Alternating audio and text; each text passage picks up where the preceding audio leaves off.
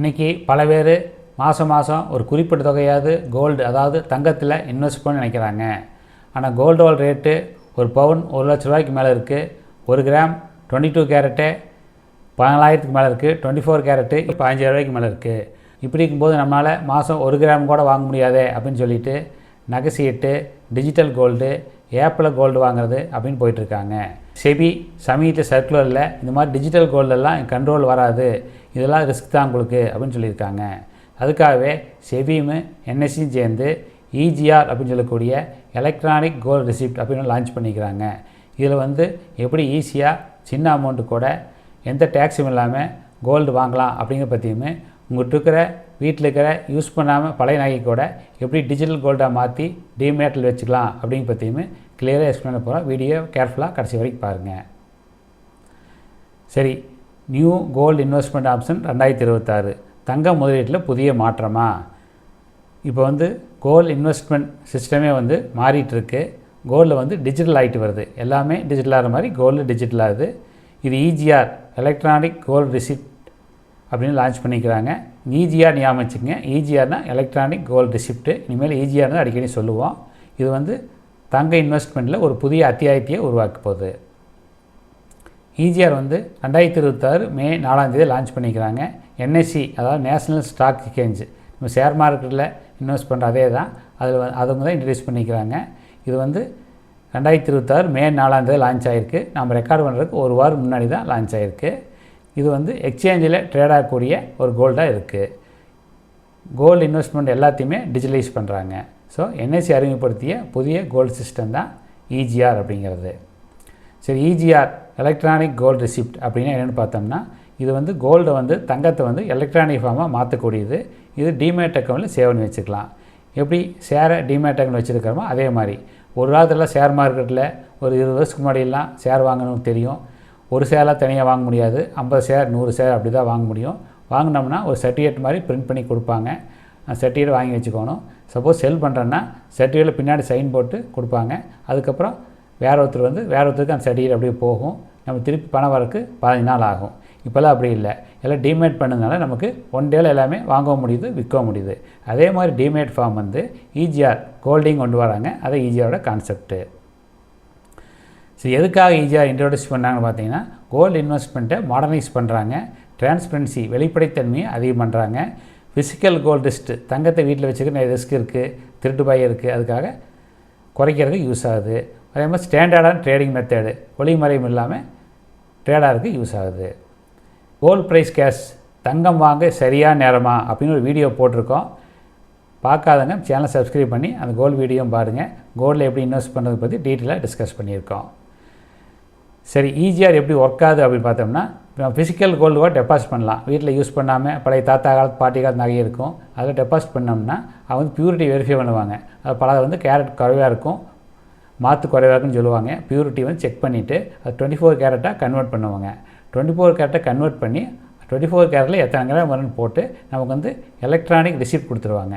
அந்த electronic receipt வச்சு நாம் டிமேட்டுக்கு கொண்டு வந்துக்கலாம். ஸோ ஃபிசிக்கல் கோல்டை எலக்ட்ரானிக் கோல்டாக மாற்றுறது தான் இஜிஆரோட பேசிக் கான்செப்ட்டு. கோல்டை அப்ரூவல் வால்ட்டில் சேவ் பண்ணியிருப்பாங்க. இந்த வால்ட்டை செபி அப்ரூவ் பண்ணியிருக்காங்க. செபியோட கண்ட்ரோலில் இருக்கக்கூடிய வால்ட்டில் மட்டும்தான் சேவ் பண்ணியிருப்பாங்க. பியூரிட்டி குவாலிட்டியெல்லாம் செக் பண்ணியிருப்பாங்க. வீட்டில் சேவ் பண்ணுறத விட ரொம்ப சேஃபானது, ஆபத்து குறைவானது. சரி, இஜிஆர் டிமேட் அக்கௌண்ட்டில் எப்படி அப்படின்னு பார்த்தோம்னா, இது என்எஸ்டிஎல் சிடிஎஸ்எல் அப்படின்னு சொல்லுவோம். டெபாசிட் சர்வீஸ் அப்படின்னு சொல்லுவாங்க. ஷேர்லாம் இருக்கக்கூடியது. சில பாண்ட்லாம் கூட வச்சுருப்பாங்க. அதில் தான் சேவ் ஆகிருக்கும். ஆன்லைனில் பார்த்துக்கலாம், எப்போல்லாம் எவ்வளோ அமௌண்ட் இருக்குன்னு பார்த்துக்க முடியும். ஈஸியாக ட்ராக் பண்ணிக்கலாம். அதே மாதிரி கோல்டை டைரெக்டாக ஹேண்டில் பண்ண வேண்டிய அவசியம் இல்லை. எப்படி இஜிஆரை பை பண்ணுறது வாங்குறது அப்படின்னு பார்த்தோம்னா, ட்ரேடிங் அக்கௌண்ட் வேணும், அதே மாதிரி டிமேட் அக்கௌண்ட் வேணும். இப்போ ஷேர் மார்க்கெட்டில் வாங்கி விற்றுட்டுருவங்கெல்லாம் இது வச்சுருப்பாங்க. எக்ஸ்சேஞ்சில் அதாவது என்எஸ்சி பிஎஸ்சி நம்ம ஈஸியாக வாங்கிக்க முடியும். ஆன்லைன் ட்ரான்சாக்ஷன் ரொம்ப ஈஸி. அதே மாதிரி எப்படி செல் பண்ணுறது அப்படின்னு பார்த்தோம்னா, ஆன்லைன்லேயே செல் பண்ணிக்கலாம். அதே மாதிரி எக்ஸ்சேஞ்சில் என்எஸ்சி பிஎஸ்சியில் செல் பண்ண முடியும். மார்க்கெட் ப்ரைஸ் இருக்கும். கரெக்டாக இன்றைக்கி என்ன ரேட்டோ அந்த ரேட்டில் மார்க்கெட் ட்ரேட் ஆகிட்டு இருக்கும். அந்த ரேட்டில் செல் பண்ணிக்கலாம். செல் பண்ணோம்னா ஒரு 2 நாள் அமௌண்ட் நம்ம அக்கௌண்ட்டுக்கு வந்துடும். சரி, வீட்டில் ஒரு கோல்டு இருக்குது, பழைய கோல்டு நகை அது மாதிரி இருக்குது, அதை டிஜிட்டலாக மாற்றிக்க முடியுமா அப்படின்னா மாற்றிக்க முடியும் தான். எப்படின்னா, இஜிஆர் சிஸ்டத்துக்குள்ளே என்ட்ராகணும். அதுக்கு ஸ்டாண்டர்ட் டெஸ்ட் பண்ணுவாங்க பியூரிட்டியை. நான் 24 கேரட்டுக்கு எத்தனை கிராம் வருது செக் பண்ணுவாங்க. செக் பண்ணிவிட்டு எலக்ட்ரானிக் ரிசிப்ட் இஷ்யூ பண்ணுவாங்க. அந்த எலக்ட்ரானிக் ரிசிப்ட் கொடுத்து நாம் வந்து டிமேட்டு கொண்டு வந்துக்கலாம். ஸோ வீட்டு தாங்கோட டிஜிட்டலாக மாற்ற முடியும். சரி, மினிமம் குவாலிட்டி அப்படின்னு பார்த்தோம்னா சின்ன குவாலிட்டியோட ட்ரேட் பண்ண முடியும். இப்போ வந்து செபி வந்து 100 மில்லிகிராம், அதாவது நம்ம 1 கிராம் தான் கேள்விப்பட்டிருப்போம். 1 கிராமில் 10 கிலோ ரூபாகும். 0.1 கிராம் அளவு கூட நம்ம ட்ரேட் பண்ண முடியும், வாங்க முடியும், விற்க முடியும். அதுமாதிரி லேட்டஸ்ட் கைடில் வந்து மாறிட்டுருக்கோம், செக் பண்ணிக்கங்க. சரி, எனக்கு வந்து விற்க வேண்டாம், மணி கோல்டாக வேணும் அப்படின்னு வாங்க முடியும்னா வாங்க முடியும். ரிடம்ஷன் பண்ணோம்னா நம்ம கோல்டை வாங்கிக்கலாம். வாங்கும்போது எக்ராஸ் லொக்கேஷன், உதாரணத்துக்கு நம்ம இன்வெஸ்ட் பண்ணும்போது பாம்பேயில் கூட இன்வெஸ்ட் பண்ணியிருப்போம். இப்போ நம்ம சென்னையிலையோ கோயம்புத்தூர்லையோ வேணா கூட இங்கேயே வாங்கிக்கலாம். எல்லாமே இந்தியா ஃபுல்லாக ஒரே ரேட் தான். அதுக்கு சின்ன சார்ஜஸ் வரும். சரி, இதை வச்சு லோன் வாங்க முடியுமா? ஜுவல் லோன், நகைக்கடன் வாங்க முடியுமா அப்படின்னா எப்படி சோவரின் கோல்டு பாண்டுக்கு நகை லோன் எலிஜிபிள்னாங்களோ அதே மாதிரி இதை வச்சு நம்ம கோல்டு லோன் வாங்க முடியும். நிறைய பேங்க்லாம் வந்து சப்போர்ட் பண்ண சொல்லியிருக்காங்க. எதுக்காக இஜிஆர் இம்பார்ட்டன்ட் அப்படின்னு பார்த்தோம்னா இது கோல்டையும் டெக்னாலஜியுமே கம்பைன் பண்ணுது. கோல்டு இன்வெஸ்ட்மெண்ட்டை ரொம்ப ஈஸியாக பண்ணுறாங்க. ஃபிசிக்கலாக ஹேண்ட்லிங் ப்ராப்ளம், லாக்கல் வைக்கிறது, வீட்டில் வைக்கிறது, திருட்டு போய் அதெல்லாம் வந்து அவாய்ட் பண்ணிக்கலாம். ஃபியூச்சர் கோல்டு இன்வெஸ்ட் பண்ணியே இது மாற்றக்கூடிய சிஸ்டமாக இருக்க போகுது. அதுபோக இந்தியா ஃபுல்லாக ஒரே ப்ரைஸ் இருக்கும், நமக்கு வந்து ஏமாற வேண்டிய அவசியம் இல்லை. சார்ஜஸ் என்ன வரும் இஜிஎல் அப்படின்னு பார்த்தோம்னா ஜிஎஸ்டி கிடையாது.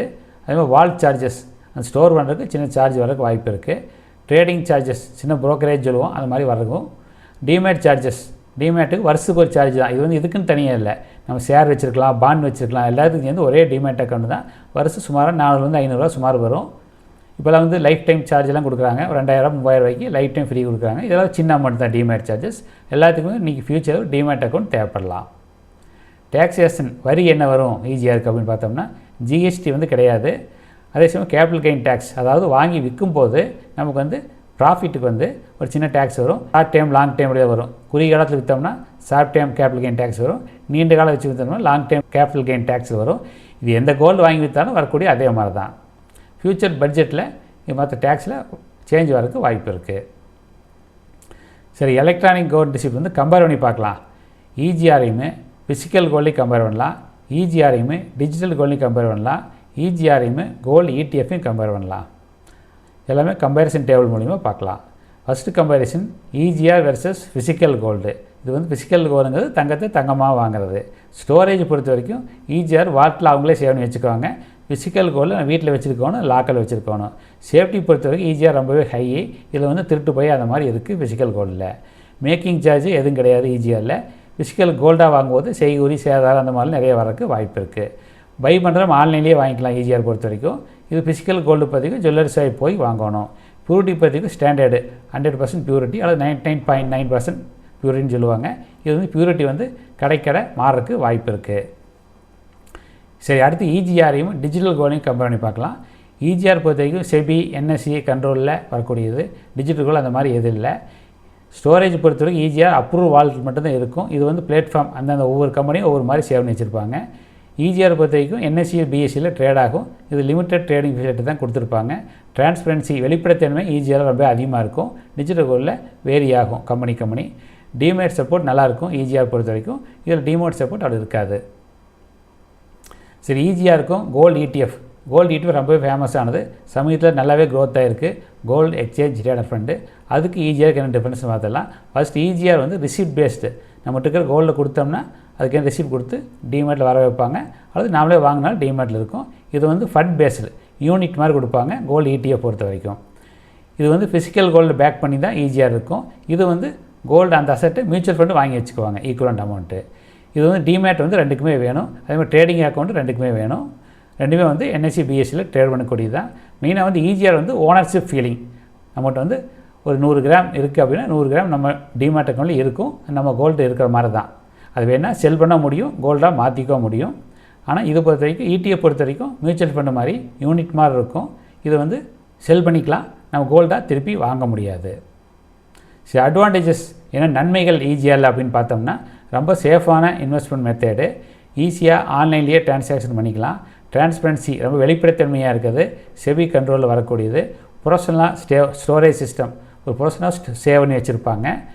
அதே மாதிரி நமக்கு வந்து ஓனர்ஷிப், நம்மக்கிட்ட இவ்வளோ தங்கம் இருக்குது. எப்படி நம்ம ஷேர் வச்சுருந்தா இத்தனை ரிலையன்ஸ் இண்டஸ்ட்ரி இருக்குது, இத்தனை HDFC பேங்க் இருக்குது, இது என்ன டாடா மோட்டார் ஷேர் என்கிட்ட இருக்குது அப்படின்னு சொல்லலாம். ஆனால் மியூச்சுவல் ஃபண்ட் இருக்கிறவங்க சொல்ல முடியாது. அந்த மாதிரி டைரெக்டாக ஓனர்ஷிப்பு மியூச்சுவல் ஃபண்ட் பொறுத்த வரைக்கும் அது தப்புன்னு சொல்ல முடியாது. அது யூனிட்டில் வரும். ரிஸ்க் என்ன அப்படின்னு பார்த்தோம்னா கோல்டு ப்ரைஸ் ஃப்ளக்சுவேட் ஆகும். கோல்டு ப்ரைஸ் ஏற்றதுக்கு வரும்போது இது ஏற்றதுக்கு இருக்கத்தான் செய்யும். லிக்விடிட்டி மே வேரி. லாங் டேர்மில் நல்லா அதிகமாக இருக்குது, வாய்ப்பு அதிகம் தான் எல்லாமே சொல்கிறாங்க. சின்ன சின்ன சார்ஜஸ் வரும். இப்போ எவால்வ் ஆகிட்டு வருது. நான் சொன்ன மாதிரி நம்ம ரெக்கார்ட் பண்ணும்போது ஒரு வாரம் தான் ஆகிருக்கு லான்ச் பண்ணி. ஃப்யூச்சர் நல்லாவே வளர்ச்சி ஆகிறதுக்கு வாய்ப்பு இருக்குது.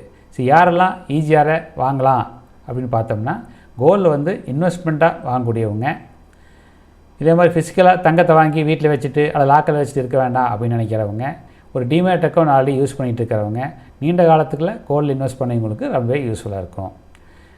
இதுதான் தங்க முதலீட்டின் எதிர்காலமா, இது வந்து ஃப்யூச்சரில் ராக்கெட் மாதிரி மேலே போகுமா அப்படின்னு பார்த்தோம்னா டிஜிட்டல் எக்கோசிஸ்டம் வந்து க்ரோ ஆகிட்டுருக்கு. எல்லாமே டிஜிட்டல்னு சொல்லிட்டு இருக்காங்க. இப்போது டெக்னாலஜி பேஸ்ட் இன்வெஸ்டிங் அதிகமாகிட்டே போயிட்டுருக்கு. டிஜிட்டல் இந்தியா ஆகிட்டு வருது. எக்ஸ்சேஞ்ச் ட்ரேடிங் ரொம்பவே ஃபேமஸ் ஆகி வருது. கோல்டு மட்டும் இல்லை, கோல்டு ETF இருக்குது, எல்லாமே எக்ஸ்சேஞ்சில் ட்ரேட் ஆகுது. நிறைய பாண்ட் மார்க்கெட் சொல்கிறோம், பாண்ட் எல்லாமே எக்ஸ்சேஞ்சில் ட்ரேட் ஆகுது. அதே மாதிரி EGRமே ஃப்யூச்சரில் எக்ஸ்பேண்ட் ஆகிறதுக்கு நல்ல வாய்ப்பு இருக்குது. இன்வெஸ்ட் பண்ணுறதுக்கு முன்னாடி என்னென்ன பார்க்கணும் அப்படின்னா ஃபஸ்ட்டு EGR பற்றி நல்லா புரிஞ்சுக்கணும். சார்ஜஸ் டேக்ஸ் என்ன வரும் அப்படின்னு பார்த்துக்கணும். அதை கோல்டு இன்வெஸ்ட்மெண்ட் ஆப்ஷன்ஸ் 3 டேபிள் காலம் பார்த்தோம், அதை பார்த்து நமக்கு எது சூட்டபுளாக இருக்கும் அப்படின்னு தெரிஞ்சுக்கணும். அதுக்கு ப்ராப்பர் ரிசர்ச் பண்ணி அதுக்கப்புறம் இன்வெஸ்ட் பண்ணணும். சரி, எலக்ட்ரானிக் கோல்டு ரிசிப்ட் இது வந்து 2026 ஆண்டுக்கு தங்கம் வாங்கிறதுக்கான ஒரு புதிய வழியாக இருக்குது. New gold investment option. தங்கம் வந்து ஒரு எலக்ட்ரானிக் அசட்டாக மாறுது. இது வந்து நம்ம டிமேட்டில் சேவ் பண்ணக்கூடியது. வாங்குறதுக்கு முன்னாடி அண்டர்ஸ்டாண்ட் பண்ணி அதுக்கப்புறம் வாங்க. Bye smart investment tips by doctor Anandan. இந்த வீடியோவை லைக் பண்ணுங்கள், கமெண்ட் பண்ணுங்கள், ஷேர் பண்ணுங்கள். நம்ம க்ரோயிங் சேனலால் யூடியூப் நமக்கு ஹைப் ஆப்ஷன் கொடுத்துருக்காங்க. வீடியோவை ஹைப் பண்ணுங்கள். நம்ம சேனலை சப்ஸ்கிரைப் பண்ணி எல்லா இன்ட்ரெஸ்டிங் வீடியோவும் பாருங்கள். தேங்க்ஸ் ஃபார் வாட்சிங். இதோட வீடியோ முடிச்சுக்கலாம். வீடியோ எல்லாத்துக்கும் யூஸ்ஃபுல்லாக இருந்ததுன்னு நினைக்கிறேன். நம்ம க்ரோயிங் சேனல்னால் யூடியூப் நமக்கு ஹைப் ஆப்ஷன் கொடுத்துருக்காங்க. வீடியோவை ஹைப் பண்ணுங்கள், லைக் பண்ணி ஷேர் பண்ணுங்கள். எல்லா வீடியோலையும் பர்சனல் எக்ஸ்பீரியன்ஸ் சேர்த்து தான் கொடுத்துருக்கேன். சேனலை சப்ஸ்கிரைப் பண்ணி எல்லா இன்ட்ரெஸ்டிங் வீடியோவும் பாருங்கள்.